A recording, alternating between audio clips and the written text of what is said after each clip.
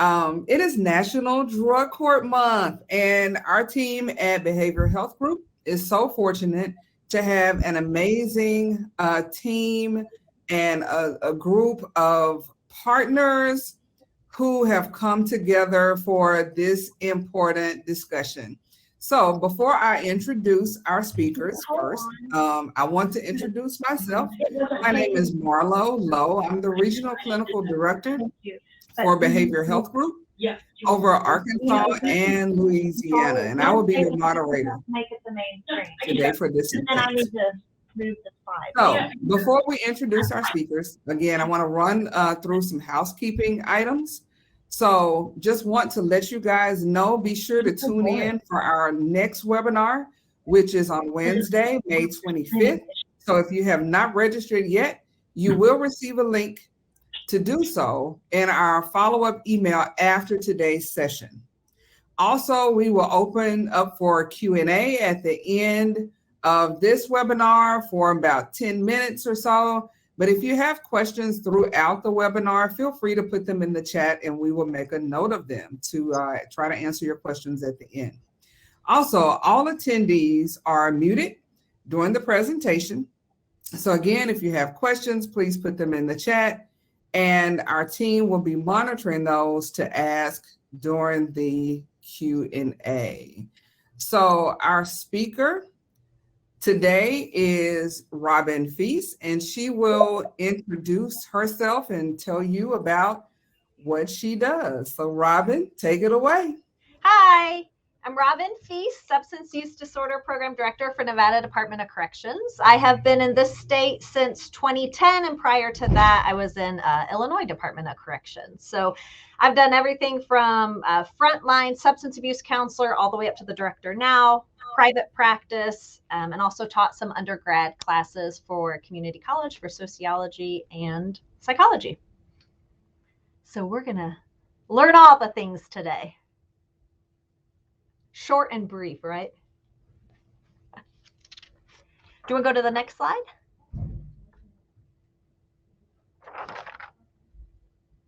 All right, so we're going to talk about the 8 principles of evidence-based programming.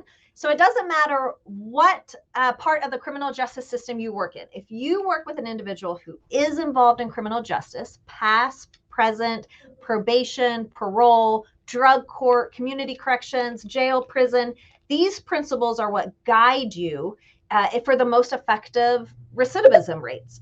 And so our goal is to increase the quality of life for an individual, change the generational curses and habits that really have held people back, and of course, increase public safety. So you will find this information from Dr. Ed Latessa with University of Cincinnati Corrections Institute, NIC, the Crime and Justice Institute. So we are just going to go through the 8 principles very broadly, and then how that ties into drug court and our partnership with BHG.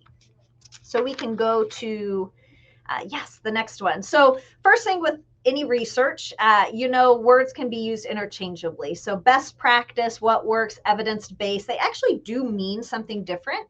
I have found that a lot of what we do is education of people, stakeholders, legislatures, wardens, grant folks, people that really are in positions of power to help you create the best program possible. But the truth is, they don't always know, and they can't know all the things. It's part of our job to advocate for the population that we work with. So best practices simply means it's a collective experience and wisdom. Evidence-based would mean that there is research that supports that it's actually measurable, that there's a desired outcome, it's very specific, and that it can be replicated. And that's simply what evidence-based means in a very short form. That obviously is going to have the highest quality when you are trying to advocate for change within the field. So we can go to the next one. These 8 principles are going to be supported by evidence, which means if you target these 8 principles and you do them to fidelity, you also should be able to expect a statistically significant reduction in recidivism or other goals that you would be looking to achieve. So we can go to the next one. The first principle is that we actually use a risk needs assessment. So in Nevada, we use the Ohio Risk Assessment System, the ORAS, We have permission to call it the NRAS. There are other validated risk needs assessment tools that you can use, like LSIR. The point of it is that you would be targeting individuals that have the highest risk to recommit crime, and it informs you on what needs to target via groups, individual treatment planning. So it's not really as much as what assessment should you use. You just want to use one that is supported, validated. And of course, if you are in a state where everyone is sharing information, from pre-trial sentencing to corrections to parole, probation, all of them would be using the same assessment tool. Next slide. The next principle is enhancing intrinsic motivation. So if you want to create any sort of long-lasting change, if you're in the clinical field, then you know motivational interviewing is something we all get trained about and we speak of regularly. You want to help the individual be able to move from maybe an external motivation. I want to get through this for court. I want to get through this because I want off of paper. I don't want to go to prison, so I need to do this program for diversion. All of those would be external motivators. And our job is to help move that person into some internal motivation that would really help sustain any long sort of change we're trying to partner with the person to do. So you can do that through open-ended questions, affirmation, reflective listening, summarization, rolling with resistance. There's a ton of trainings out there available for motivational interviewing, free trainings that you're able to tap into if your organization doesn't have the funds to provide that. This would be something that you could easily do without any sort of support from higher ups. And that's part of what we have prided ourselves in trying to teach. In Nevada, we started with doing these principles where we had control, because wardens and higher up didn't exactly believe in what we were doing, didn't understand it. Substance use programming had quite a bad history over a decade before we got here. And so the change we had to do was incremental and small. We had to look at pockets of these principles where we could do it without having extra funding or without having warden approval. And this would be one of them. The next slide. Target interventions is huge. So target interventions is going to be where your money is. One, risk principle. That's the who. Who do you target? Who do you bring into programming? Who do you bring into drug courts?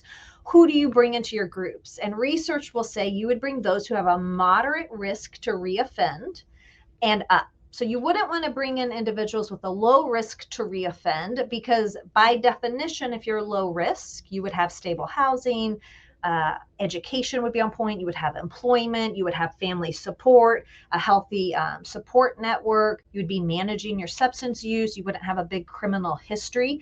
And so all of that would say that you wouldn't really need the extensive amount of treatment that a moderate risk or high risk individual would. So a validated risk assessment system will tell you who you target, at least moderate risk. The next part is need. So now I know what population to target, those at least with moderate risk to reoffend. But what do I do with them? So the need principle is going to tell you target these interventions. It will, depending on what risk assessment you use, it divides the domains out. And so you will see the primary risk needs are to the left and the secondary risk needs are to the right. Antisocial attitudes, values, beliefs, thought systems, pro-criminal associates, history of antisocial behavior. Those are all primary risk needs, which means if you only target the ones to the right, family dysfunction, low levels of education or employment, substance use, antisocial activities for leisure, if you only target those, the example I give is if I teach somebody how to manage their cravings, develop a support system and network, but I don't target the primary needs of antisocial thoughts and values, all I've done is made a sober criminal. Same with employment. Of course, individuals in custody and individuals involved in the criminal justice system need to have meaningful employment. If you only target that and you don't target the criminal thinking or the antisocial thoughts and values, then you've just created a better place for them to exploit and manipulate. So the unique thing about working with a criminally justice involved individual, be it diversion, probation, drug court, prison, parole, you want to target the primary needs, help them to learn how to manage their antisocial thoughts, values, in order to create long-lasting change. All the risk needs assessment does is tell you exactly where you should be focusing on. And if all those 8 things were an issue for the person, you would be able to prioritize it based on the higher risk needs. Number C, responsivity principle, it's the how. So if you have 10 people in front of you that all struggle with power orientation or rationalizing criminal justice in their behavior, they're each individuals. If somebody has a learning disability, a TBI, co-occurring, your treatment planning, your interventions, the way you would communicate with that person would look very different than somebody who maybe has their PhD and is still in the same boat of doing treatment. So responsivity simply means there are individual characteristics that sometimes can create barriers for a person to really take and grasp the concepts you're teaching. We want to respond to those factors and help set them up for success. The next one is dosage. So you got 40 to 70% of their schedule is organized, and for a high-risk individual, treatment needs to be about 3 to 9 months is the sweet spot. So 40 to 70% of high-risk individuals, their day would be structured.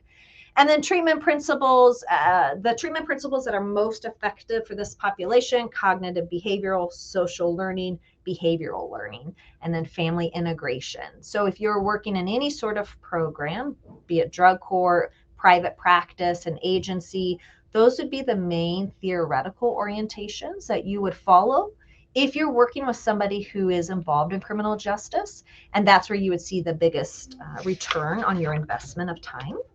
The next principle is number 4. There's obviously a lot more details that go into each of these, but for time purposes, we're just kind of doing the highlights of them. The next slide for principle number 4 is skill trained with directive practice. This is where people are kind of shocked about what it is that we do, or what they find most interesting.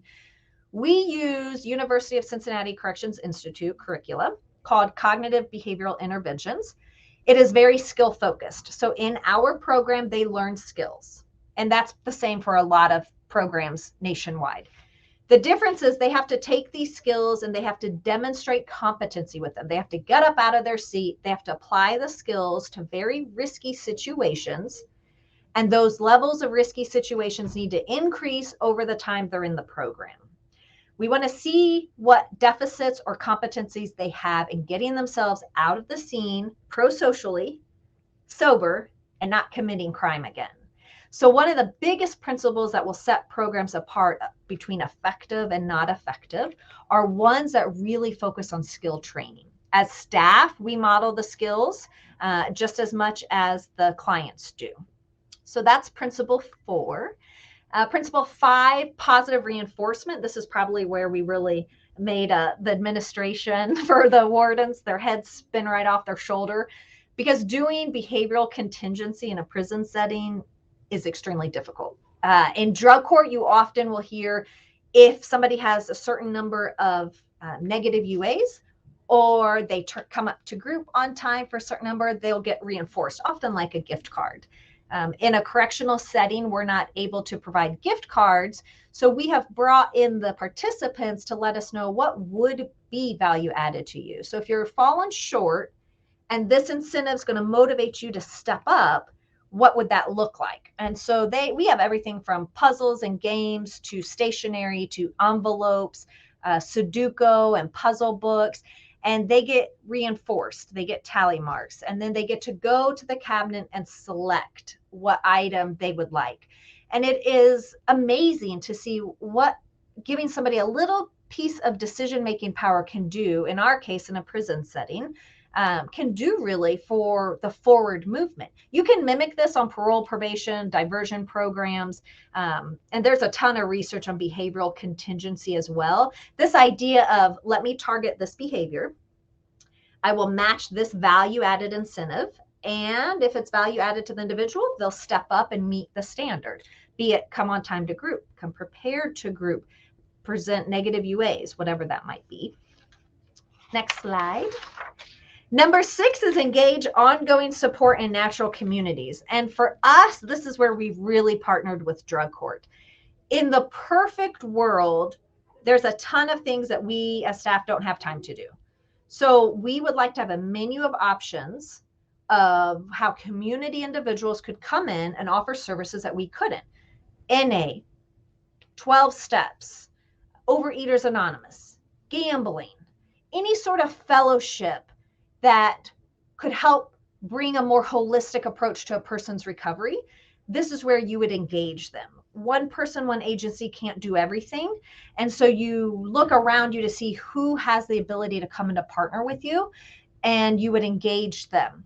You want to also have people that are going to be in the communities that individuals go to. And so in our case, our state is kind of spread all over, and we have a lot of rural areas, believe it or not, for Nevada. So by partnering and connecting somebody in Clark County, which is Las Vegas, but they're releasing to a rural community, that really doesn't do the person we're trying to help any justice.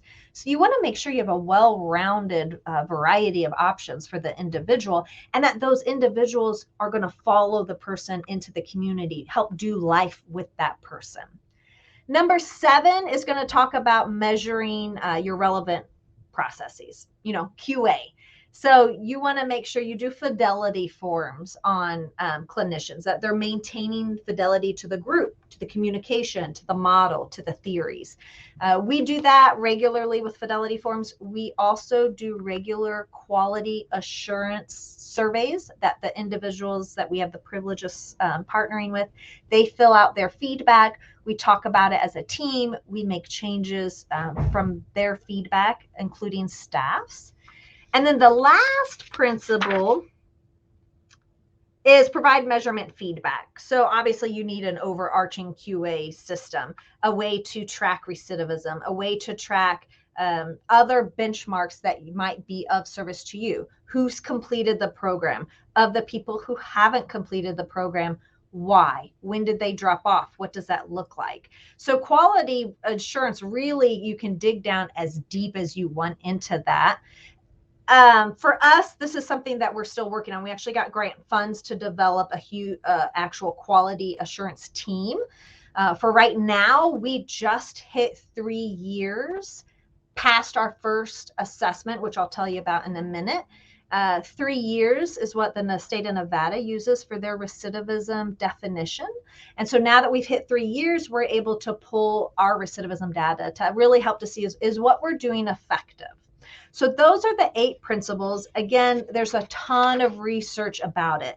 What is not included in here, but also something that really you should probably put on your radar, gender responsive programming. So what brings men and women into and out of the correctional system, again, be it pretrial, diversion, drug court, prison, parole, what brings men and women into and out of the criminal justice system is very different. Their needs are different. We need to be responding to them in different ways. So instead of most states, the male population is the most incarcerated and the women just kind of get the leftovers.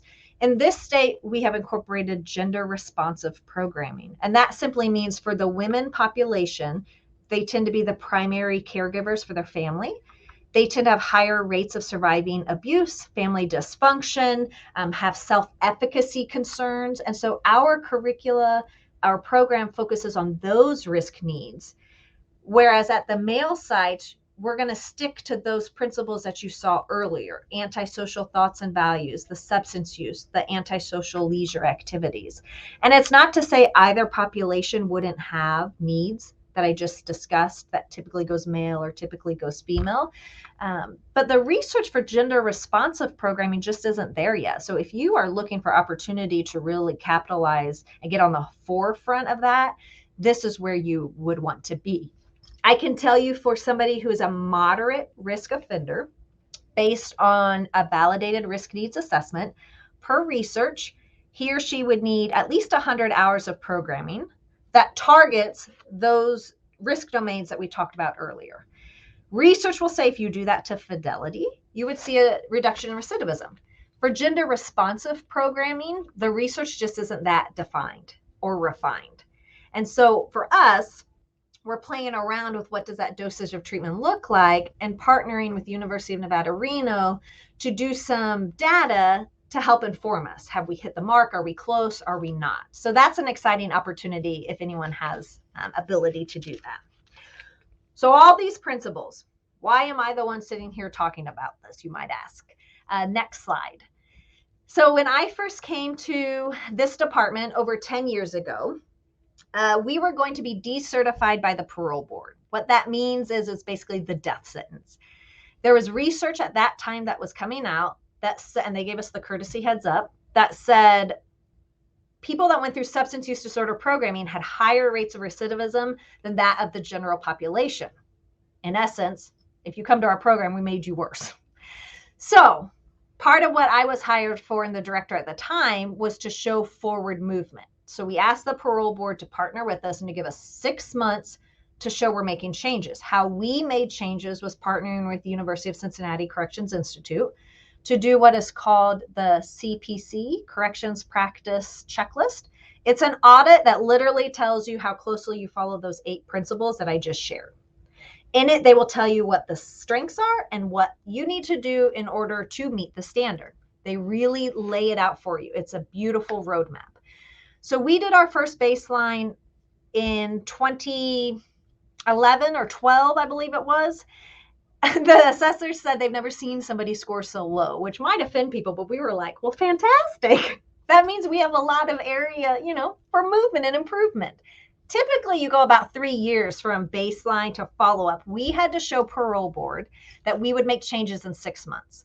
So we went from low adherence to evidence-based to 6 months later, we were at moderate adherence. And we've continued to increase, and we're now at high adherence, just a couple points away from very high adherence. The national average is moderate adherence. So we take that with great pride because that has taken a decade to really change the culture and to create long-lasting change.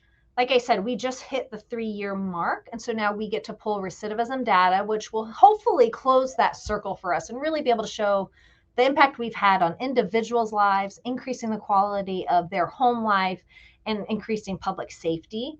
So that's the path that we took. You also can go online, and there are free assessments that you can print off that follow the 8 principles where you could assess your own agency just to get an idea of where you're at. And again, this applies from diversion programs to pre-trial programs to drug court, all the way through actual incarceration and even onto parole. So this is why I would be sitting here talking about that. The next slide. So the $1 million question about why doesn't the medical model work for the corrections population? I already spoiled it. It's because we can't just target substance use disorder. And that is the same for our partnership with drug court. What we are finding is that the drug court in our county have really embraced us as correction staff to be part of their staffings. And so we've been able to advocate for clients and to help explain, if you were to target this criminal thinking that's popping off right now, you might see a favorable change. Whereas before, maybe the person would have been discharged from the program. Working with a corrections-based clientele really requires the clinician, the caseworker to understand those principles, really the targeted intervention principles, so you can identify how to respond when there are barriers that pop up. So for our drug court, it's the same as probably what is in your state as well. They do counseling from substance use to co-occurring mental health. They do job placement, housing, case management, peer support, fellowship, MAT. We do all of those things. And before COVID kills everything, right? Before COVID, we were able to have the recovery court individuals come into our actual program and do town hall meetings. And how wonderful that was to be able to have a face for the individuals in our custody to be able to ask questions to. We've moved that to phone interviews now. And now that COVID is lightening up as far as restrictions go in our current department, we're able to get back to those in-person meetings. They've been huge with advocating having success. We're asking a lot of individuals when we refer them to drug court. In order to get them prepared for that, we've actually used these journals from change companies about medication-assisted treatment. What we have found is a lot of individuals just don't understand medication-assisted treatment. And so this journal goes over the basics of it. And even if staff aren't that well versed, this helps you understand at a high level what the difference would be. And then we all know who decides what type of medication you get, if any, is between the person that we program with and the physician. But this has been a great resource to help keep that conversation present, as well as having the in-person meetings. Next one, I think it's the last one. So what we are working on now in our state is outcome data. You know, we have grant funds that help with this program, and we want to expand it to help with everybody. The amount of stability that this has created for our individuals releasing from custody has been huge. So for us, it has just been a huge blessing. I was asked before doing this presentation, how did we get connected with Behavioral Health Group? And it was just one of those things. In our effort to follow the 8 principles of evidence-based programming, we went to a community meeting where there was potentially a grant that would require a lot of agencies to partner together. At that agency was Behavioral Health Group staff. At that time, it was Center for Behavioral Health. And so we were talking about how that partnership could work with the grant. And if that grant didn't go forward, we realized what BHG had to offer was still some great valuable services to our individuals in custody. And we didn't need this extra grant to start that. And so we started very small with it. They started coming to our women's program and our male program up in Indian Springs. They did their town hall. They really took lead on educating our staff and our medical team. What is medication-assisted treatment? And we used that partnership, even though the grant never happened, we used that partnership to create quite an alliance. And even now, fast forward 3-4 years of this, we have expanded out the referral system to go to recovery court. We also have looked at expanding our medication-assisted treatment to not just be Vivitrol right at the end of somebody's sentence, which is probably what majority of you will hear about, but really starting that at the front end, like Rhode Island does. And we try to model what we're hoping to do after Rhode Island's medication-assisted treatment model. BHG has really been an integral part of that. Educating our medical administrators, educating our deputy directors, really offering the support to do whatever it takes to get the pilot off the ground. We could not do it without them. And so that is how our partnership joined. It wasn't anything magical or special, but at the same time, it really was, because we just happened to be at the right place at the right time with people who want to say yes. And if you have the ability to say yes, no matter how big or small, the change that can come from that is so huge. When I look back at where we were 10, 12, 15 years ago, it would be a shock to see where we are today. And all of that started by what I call our little island of excellence. Folks laugh at us sometimes. They think we're crazy of the stuff we're doing, but we're doing what we know is right. And what do we know is right is based on what research is showing in the trends. So BHG has just been such a wonderful support of that, because again, when we partner with our ongoing natural support, people leave our custody and that's it. We can't follow them. BHG can start that relationship before an individual releases our custody, and they're able to follow them through their journey and continue to connect them with other supports. This would be the same if you guys worked in drug court or diversion program. If you're a parole officer wondering, what the heck am I supposed to do with this person? You use their natural support. You connect them. You be the conduit to that. And that's really what we have looked to do. If we can't do it ourselves, if it's not our lane to do, who around us has that yes mentality to partner, and let's see where we can merge our strengths. So that's the 8 principles. I tried to do that very fast. Hopefully your head's not spinning and you're still there. But I would love to take any questions. Normally when we do trainings over the 8 principles, you can drag that out a day or two because then we work on application of it. But I'm happy to connect with any of you also. If anything I said kind of sparked your interest, my contact information is right here. I would love to help you in whatever predicament you might be in, offer support of what we did, share policies, whatever it might be. So Marlo, that's the very quick gist of it. All right. So thank you so much, Robin. That was some great, helpful information. So before we move on to the Q&A section, I would like to provide some information on who Behavioral Health Group, or BHG, as we like to call it. You guys know in behavioral health, we love our acronyms. So if you hear us say BHG, it stands for Behavior Health Group. And so who Behavior Health Group is, we are the largest network of Joint Commission accredited outpatient opiate treatment and recovery centers in America. And that is a huge, huge thing. So at Behavior Health Group, we believe that with respect and caring, real recovery is actually possible. So behavior health groups, we are in 28 states across the country, and we are still growing. So if you would like to know more about Behavior Health Group, who we are, what we do, where we are, or if you would like to join our team, feel free to go to www.bhgrecovery.com, and I will put that website in the chat. So now we can move to our Q&A section. I did see that we had a question. I think you kind of touched on it, but I'm going to read it.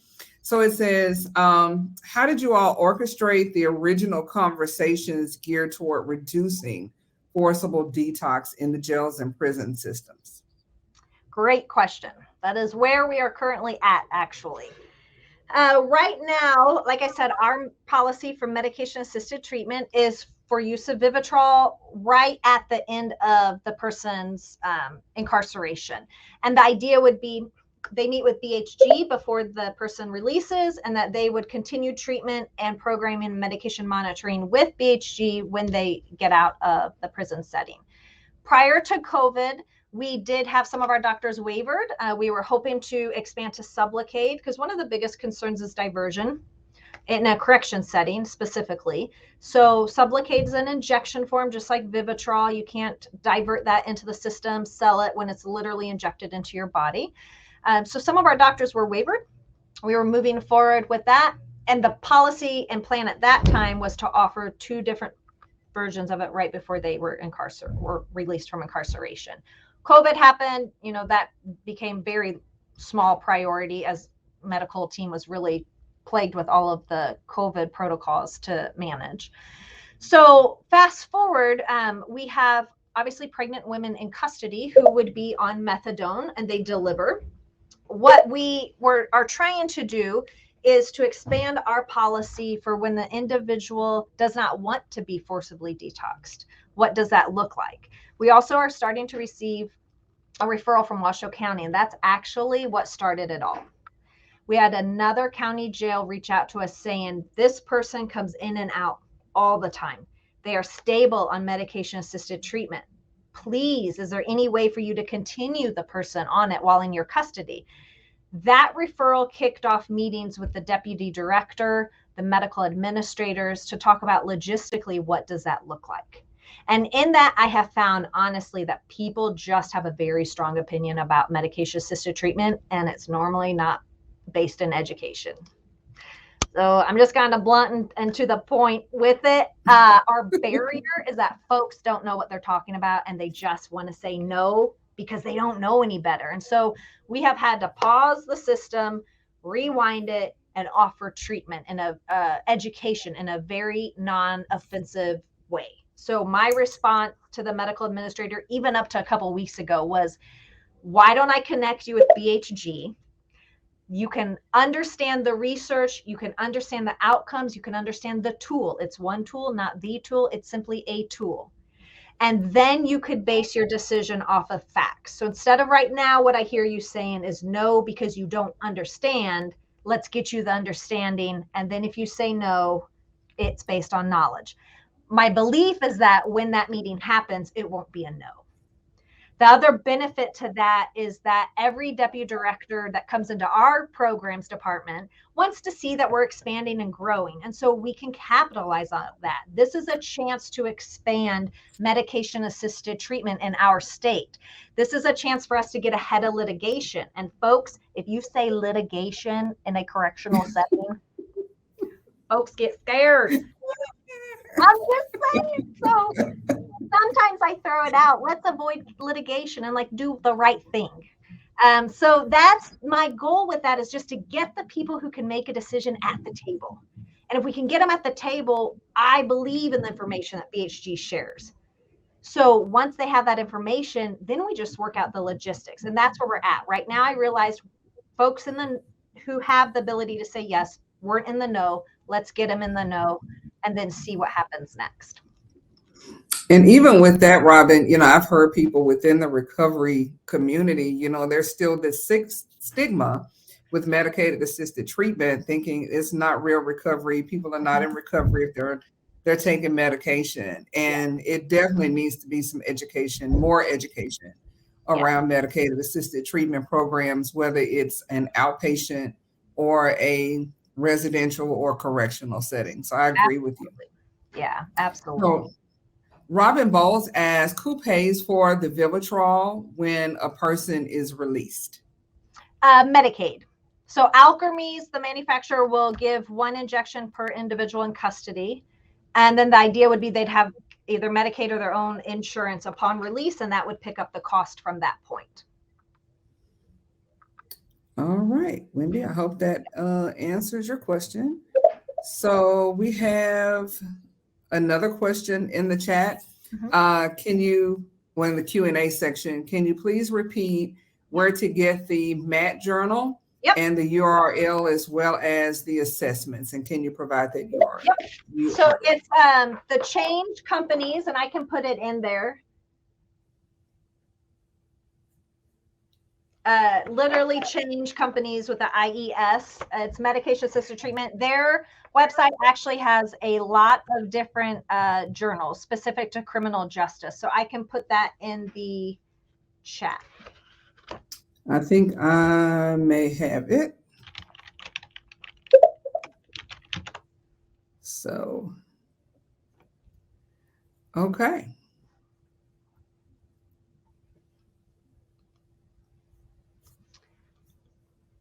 All right, let's see. We have, trying to see if we have another question.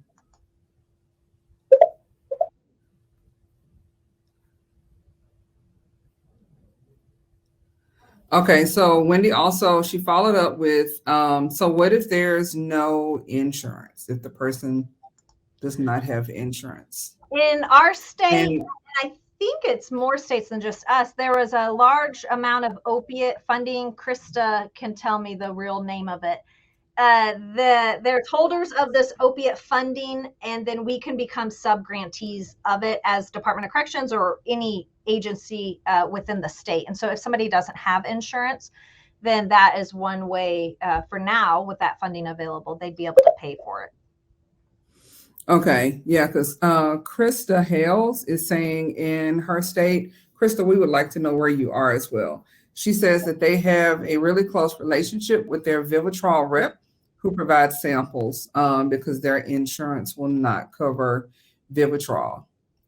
And so she also provided that Vivitrol has a sample program. You just have to kind of press your local rep for it. All right, and Vanessa asks, Vanessa from Little Rock, Arkansas. Oh, Krista is from, Nevada. Well, she works with you, Robin. Okay. Yeah, one of the first ones that we talked, I was like, wait a minute, you can do that? All right. Let's do that. So Vanessa in Little Rock, Arkansas wants to know, what about those in SSDI or SSI? Meaning, will it pay for it, or is it appropriate for them to have medication-assisted treatment? Okay, Vanessa, we need you to expound. She is typing. I see her typing. And she's saying SSDI, SSI Medicaid. So I'm assuming that whether or not it would pay for it. If they pay for it, that piece I don't know. That would be, I see Krista typing. It pays for it in Nevada. Yeah, she's saying correct. That's what she's asking for. So Vanessa, it sounds like that you would have to inquire with Arkansas Medicaid to see what those parameters are. We do have connection, because part of the problem is when individuals released from custody, prison specific, then having their Medicaid turned back on isn't like an overnight thing. And that can create delays in getting any medication or treatment. We have a partnership with the state agency in this state that handles that, where we do all the screening before the person's released. And when they are released from custody, that services, that eligibility is supposed to be turned on within 1 to 3 days. By our partnership with Recovery Court, we're finding that there's still some lag in that just was brought up this past month. And so I shared that with the people in charge of that connection, and they're working on that to see what is the holdup. So that's the benefit of continuing to talk to each other. Oftentimes, if we're corrections, we deal in our box. If you're parole, you deal in yours, and we don't know nothing better.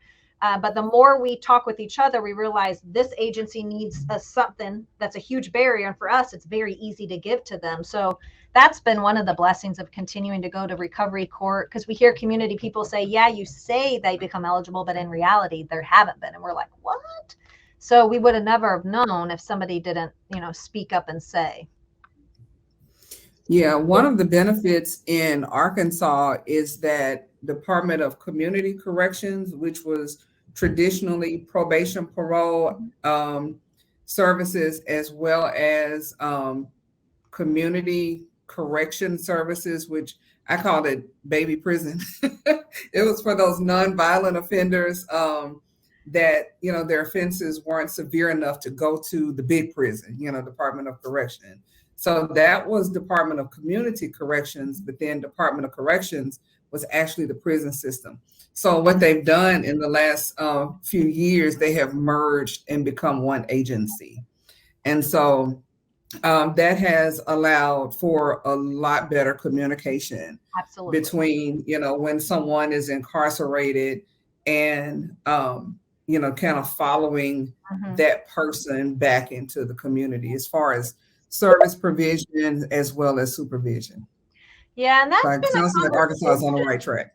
Yeah, that's been a conversation in Nevada off and on each legislative session. Will the two agencies merge? That's always been stopped, but thankfully there are assembly bills that have popped up that require both agencies to really, we say, play in each other's sandbox. We got to get all up in each other's business now. So even if we don't want to be under the same umbrella, we still are. So that has helped by just being able to partner with each other and actually have a conversation.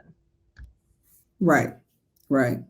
So the next question is, what type of harm reduction programs does Nevada Department of Correction participate in? This would go with Narcan, right? And the, what do they call it? The opiate overdose prevention. Krista's probably shaking her head at me now. Summit conference that everybody goes to. That's part of Recovery Court. BHG has options for that, but for the department ourselves, we don't give Narcan when they release. I don't know if that's another situation where nobody has asked for that. Part of what we just started talking to BHG about is their opiate overdose prevention summit, I'll call it, that they do for Recovery Court. I have asked, would they be able to come do it for our program participants releasing? So instead of waiting until you're now at the door, here's your packet, here's your information, could we have that just a normal conversation throughout? That is uncharted territory. So we are just now exploring that piece of it. Okay, good deal. So we still have just a few more minutes, so we'll take some more questions, if that's okay with you, Robin. Yeah. So we have a question. Do you publish some type of report to share that track your outcomes? Yes. Because we are just now 3 years post, once we get our recidivism data, we have the raw data. So we're going through that, making sure that it is accurate. That will be posted on our website. But also we received Second Chance Act grant money, which was about $3 million. And it was to create a blended reentry and substance use disorder program. It started in 2017. That program we called RISE. And University of Nevada, Reno did the research. So what they were comparing is what is the outcomes for that blended program compared to our therapeutic communities served as the control group. That final report will come out this summer. and that will be published as well. Okay. Krista has provided some additional information. She stated that all specialty court attendees are required to attend harm reduction overdose prevention education within the first month after release. That sounds great. Yes. Also, again, she stressed to press the local Vivitrol rep to receive the sample injections. And she says that they are the same as the regular injections and they can supply up to 10 at a time. But you actually can request 10 per day. So that's good. And you can use these when patients whose insurance will not cover Vivitrol injections. So, Vanessa, that's some information and some homework for you, it sounds like. All right. So thank you guys for your participation. If you want to continue to put questions in the chat, we have another minute or so. I actually had a question. So what key tips or information that you could possibly offer to other states? Did Robin get kicked out? That want to develop programs like yours?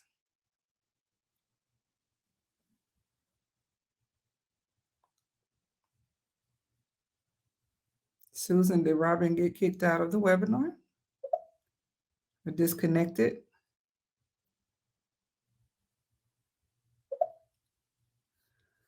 Okay. Well, if that is the case, let's see, we have some other information. Yeah, I think we did lose her too, Krista. That's fine. We'll wrap it up. So the last comment is that President Biden's unit agenda, is it going to impact in any way?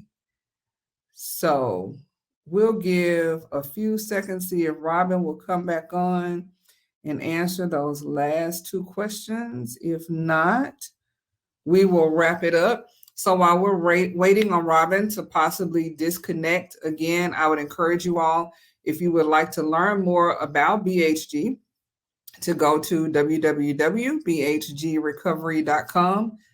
Put that website in the chat for everybody. The Change Company, which is the curriculum and journal information, is also in the chat for your convenience. So you can visit that company to see if you want to get any resources from them. I have used some of their material and it is very good. I highly recommend their material. Also, remember, we are live tweeting. So hopefully you all have gotten those little Twitter fingers going for this webinar. And we do have another one coming up on Wednesday. So you will receive the information for that webinar as well. So looks like Robin is not going to be able to connect. Seems like we're getting a message from our other host. Let's see if that's a connection message. If not, we're going to go and wrap up.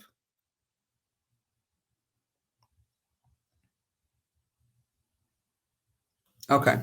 All right. So yeah, we're going to go ahead and wrap up. So thank you guys so much for attending and joining us today. And again, you will receive an email with the slides and the recording, some additional resources related to today's webinar.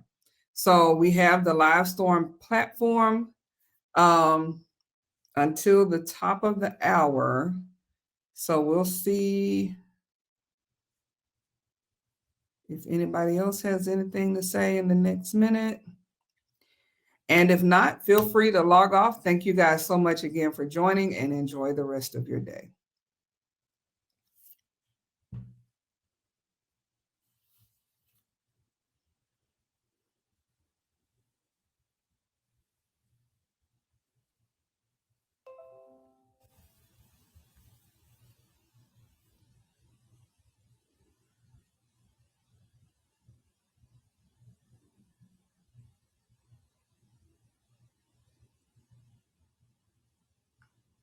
That's okay, Vanessa.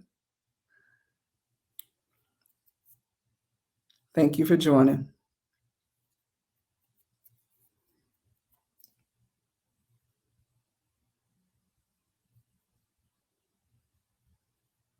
Yes, ma'am.